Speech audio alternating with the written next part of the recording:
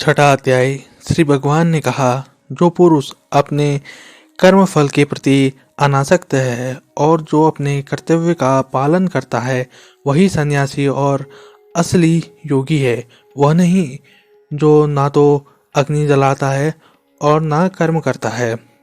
हे पांडुपुत्र, जिसे सन्यास कहते हैं उसे ही तुम योग अर्थात परम भ्रम से युक्त होना जानो, क्योंकि इंद्रिय तृप्ति के लिए इच्छा को त्यागे बिना कोई कभी योगी नहीं हो सकता। जो पुरुष ना तो कर्म फलों से घृणा करता है और ना कर्म फल की इच्छा करता है वह नित्य सन्यासी जाना जाता है। हे महाबाहु अर्जुन, ऐसा मनुष्य समस्त द्वंद्वों से रहित होकर बहुबंधन को पार कर पूर्णतः मुक्त हो जाता है। जब कोई पुरुष समस्त भौतिक इच्छाओं का त्याग करके ना तो इंद्रिय तृप्ति के लिए कार्य करता है और ना सकाम कर्मों में प्रवृत्त होता है, ना वह योगारूढ़ कहलाता है। मनुष्य को चाहिए कि अपने मन की सहायता से अपना उद्धार करें और अपने को नीचे ना गिरने दें। यह मन बद्ध जीव का मित्र भी है और शत्रु भी। जिसने मन को जीत लिया है उसके लिए मन सर्वश्रेष्ठ मित्र है, किंतु जो ऐसा नहीं कर पाया उसके लिए मन सबसे बड़ा शत्रु है। जिसने मन को जीत लिया है उसने पहले ही परमात्मा को प्राप्त कर लिया है, क्योंकि उसने शांति प्राप्त कर ली है। ऐसे मनुष्य या कहें ऐसे पुरुष के लिए सुख दुख, सर्दी गर्मी एवं मान अपमान एक से हैं। जो योगी ज्ञान और विज्ञान से तृप्त है, जो विकार रहित और जितेंद्रिय है, जिसको मिट्टी, पाषाण यानी पत्थर और कंचन यानी कि सोना समान है, वह परमात्मा से युक्त कहलाया जाता है।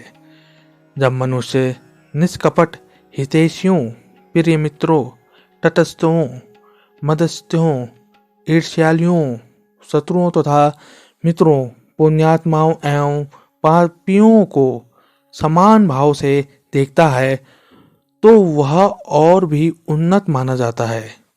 योगी को चाहिए कि वह सदैव अपने शरीर, मन तथा आत्मा को परमेश्वर में लगाएं, एकांत स्थान में रहें और बड़ी सावधानी के साथ अपने मन को वश में करें। उसे समस्त आकांक्षाओं तथा संग्रह भाव से मुक्त होना चाहिए। योग अभ्यास के लिए योगी एकांत स्थान में जाकर भूमि पर कुशा बिछा दे और फिर उसे मृग छाल से ढके तथा ऊपर से मुलायम वस्त्र बिछा दे। आसन ना तो बहुत ऊंचा हो ना बहुत नीचा, यह पवित्र स्थान में स्थित हो। योगी को चाहिए कि इस पर दृढ़तापूर्वक बैठे और मन, इंद्रियों तथा कर्मों को वश में करते हुए तथा मन को एक बिंदु पर स्थित करके हृदय को शुद्ध करने के लिए योग का अभ्यास करे। काया, सिर और गले को समान एवं अचल धारण करके और स्थित होकर अपनी नासिका यानी कि नाक के अग्रभाग पर दृष्टि जमाकर अन्य दिशाओं को ना देखता हुआ साधक को प्रशांत अंतःकरण, निर्भय और ब्रह्मचर्य व्रत में स्थित होकर मन को संयमित करके चित्त को मुझ में लगाकर मुझ ही परमेश्वर लक्ष्य समझकर बैठना चाहिए। इस प्रकार शरीर, मन तथा कर्म में निरंतर संयम का अभ्यास करते हुए संयमित मन वाले योगी को इस भौतिक अस्तित्व की समाप्ति पर भगवत धाम की प्राप्ति होती है। हे अर्जुन, जो अधिक खाता है या बहुत कम खाता है, जो अधिक सोता है अथवा जो पर्याप्त नहीं सोता, उसके योगी बनने की कोई संभावना नहीं है। जो खाने, सोने, अमोद प्रमोद तथा काम करने की आदतों में नियमित रहता है, वह योगाभ्यास द्वारा समस्त भौतिक क्लेशों को नष्ट कर सकता है। जब योगी योगाभ्यास यानी कि योग का अभ्यास द्वारा अपने मानसिक कार्यकलापों को वश में कर लेते हैं और आध्यात्म में स्थिर हो जाते हैं, अर्थात समस्त भौतिक इच्छाओं से रहित हो जाते हैं, तब वह योग में सुस्थिर कहे जाते हैं।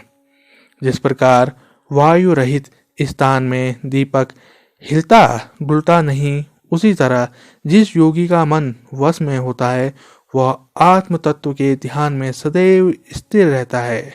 योग का सेवन करने से जिस अवस्था में निरुद्ध चित्त उपराम हो जाता है तथा जिस अवस्था में स्वयं अपने आप में अपने आप को देखता हुआ अपने आप में संतुष्ट हो जाता है, जो सुख अत्यांतिक अतीन्द्रिय और बुद्धिग्राह्य है, उस सुख का जिस अवस्था में अनुभव करता है और जिस सुख में स्थित हुआ यह ध्यान योगी फिर कभी तत्व से विचलित नहीं होता। जिस लाभ की प्राप्ति होने पर उसे अधिक कोई दूसरा लाभ उसके मानने में भी नहीं आता और जिसमें स्थित होने पर वह बड़े भारी दुख से भी विचलित नहीं होता है। दुख के संयोग से वियोग है, उसी को योग नाम से जानना चाहिए। वह योग जिस ध्यान योग्य लक्ष्य है, उस ध्यान योग का अभ्यास ना उकताए हुए जिससे निश्चय पूर्वक करना चाहिए। मनुष्य को चाहिए कि संकल्प तथा श्रद्धा के साथ योगाभ्यास में लगे और पद से विचलित न हो। उसे चाहिए कि मनोधर्म से उत्पन्न समस्त इच्छाओं को निरपवाद रूप से त्याग कर दे और इस प्रकार मन के द्वारा सभी ओर से इंद्रियों को वश में करे। धीरे धीरे क्रमशः पूर्ण विश्वास पूर्वक बुद्धि के द्वारा समाधि में स्थित होना चाहिए और इस प्रकार मन को आत्मा में ही स्थित करना चाहिए तथा कुछ भी नहीं सोचना चाहिए। मन अपनी चंचलता तथा अस्थिरता के कारण जहाँ कहीं भी विचरण करता हो, मनुष्यों को चाहिए कि उसे वहाँ से खींचे और अपने वश में लाए। जिस योगी का मन मुझ में स्थिर रहता है वह निश्चय ही दिव्य सुख की सर्वोच्च सिद्धि प्राप्त करता है। वह रजोगुण से परे हो जाता है। वह परमात्मा के साथ अपनी गुणात्मक एकता को समझता है और इस प्रकार अपने समस्त विगत कर्मों के फल से निवृत्त हो जाता है। इस प्रकार योग का अभ्यास में निरंतर लगा रहकर आत्मसंयमी योगी समस्त भौतिक कल्मशों से मुक्त हो जाता है और भगवान की दिव्य प्रेमा भक्ति में परम सुख प्राप्त करता है। योग युक्त अंतकरण वाला और सर्वत्र समदर्शी योगी आत्मा को सब भूतों में और भूत मात्र को आत्मा में देखता है। जो मुझे सर्वत्र देखता है और सब कुछ मुझ में देखता है, उसके लिए ना तो मैं कभी अदृश्य होता हूँ और ना वह मेरे लिए अदृश्य होता है। जो योगी मुझे तथा परमात्मा को अभिन्न जानते हुए परमात्मा की भक्ति पूर्वक सेवा करते हैं, वह हर प्रकार से मुझ में ही सदैव स्थिर रहते हैं। हे अर्जुन, वह पूर्ण योगी है जो अपनी तुलना से समस्त प्राणियों की उनके सुखों तथा दुखों में वास्तविक समानता का दर्शन करता है।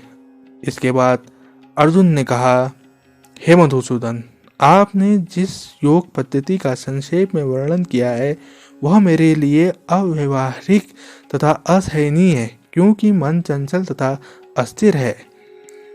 हे कृष्ण, क्योंकि मन चंचल यानी कि अस्थिर, उच्च श्रृंखला, हठीला तथा अत्यंत बलवान है, अतः मुझे इसे वश में करना वायु को वश में करने से भी ज्यादा कठिन लगता है। इसके उपरांत भगवान श्री कृष्ण ने कहा, हे महाबाहु कुंती पुत्र, निसंदेह चंचल मन को वश में करना अत्यंत कठिन है, किंतु उपयुक्त अभ्यास द्वारा तथा विरक्ति द्वारा ऐसा संभव है। जिसका मन उच्च श्रृंखल है उसके लिए आत्म साक्षात्कार कठिन कार्य होता है, किंतु जिसका मन संयमित है और जो समुचित उपाय करता है उसकी सफलता ध्रुव है, ऐसा मेरा मत है। अर्जुन ने कहा, हे कृष्ण, उस असफल योगी की गति क्या है जो प्रारंभ में श्रद्धा पूर्वक आत्म साक्षात्कार की विधि ग्रहण करता है किंतु बाद में भौतिकता के कारण उसे विचलित हो जाता है और योग सिद्धि को प्राप्त नहीं कर पाता। इसका उत्तर देते हुए श्री कृष्ण कहते हैं, हे महाभाव कृष्ण, क्या ब्रह्म प्राप्ति के मार्ग से भ्रष्ट ऐसा व्यक्ति आध्यात्मिक तथा भौतिक दोनों ही सफलताओं से च्युत नहीं होता और छिन्न भिन्न बादल की भांति विनिष्ट नहीं हो जाता, जिसके फल स्वरूप उसके लिए किसी लोक में कोई स्थान नहीं रहता? हे कृष्ण, यही मेरा संदेह है और मैं आपसे इसे पूर्णतः दूर करने की प्रार्थना कर रहा हूँ। आपके अतिरिक्त अन्य कोई ऐसा नहीं है जो इस संदेह को नष्ट कर सके। तो भगवान ने कहा, हे प्रतापुत्र, कल्याण कार्यों में निरत योगी का ना तो इस लोक में और ना परलोक में ही विनाश होता है। हे मित्र, भलाई करने वाला कभी बुरे से पराजित नहीं होता। असफल योगी पवित्रात्माओं के लोकों में अनेकानेक वर्षों तक भोग करने के बाद या तो सदाचारी पुरुष के परिवार में या किसी धनवान के कुल में जन्म लेते हैं, अथवा यदि दीर्घ काल तक योग करने के बाद असफल रहे तो वह ऐसे योगियों के कुल में जन्म लेता है जो अति बुद्धिमान है। निश्चय ही इस संसार में ऐसा जन्म दुर्लभ है। हे कुरुनंदन, ऐसा जन्म पाकर वह अपने पूर्व जन्म की दैवी चेतना को पुनः प्राप्त करता है और पूर्ण सफलता प्राप्त करने के उद्देश्य से वह आगे उन्नति करने का प्रयास करता है। अपने पूर्व जन्म की दैवी चेतना से वह ना चाहते हुए भी स्वतः योग के नियमों की ओर आकर्षित होता है। ऐसा जिज्ञासु योगी शास्त्रों के अनुष्ठानों से परे स्थित होता है और जब योगी कलमश से शुद्ध होकर सच्ची निष्ठा से आगे प्रगति करने का प्रयास करता है तो अंतत्वगत्वा अनेकानेक जन्मों के अभ्यास के पश्चात सिद्धि लाभ करके वह परम गंतव्य को प्राप्त करता है। योगी पुरुष तपस्वियों से, ज्ञानी से तथा सकाम कर्मी से बढ़कर होता है। अतः हे अर्जुन, तुम सभी प्रकार से योगी बनो और समस्त योगियों में से जो योगी अत्यंत श्रद्धापूर्वक मेरे परायण है, अपने अंतःकरण में मेरे विषय में सोचता है और मेरी दिव्य प्रेमा भक्ति करता है, वह योग में मुझसे परम अंतरंग रूप में युक्त रहता है और सब में सर्वोच्च है।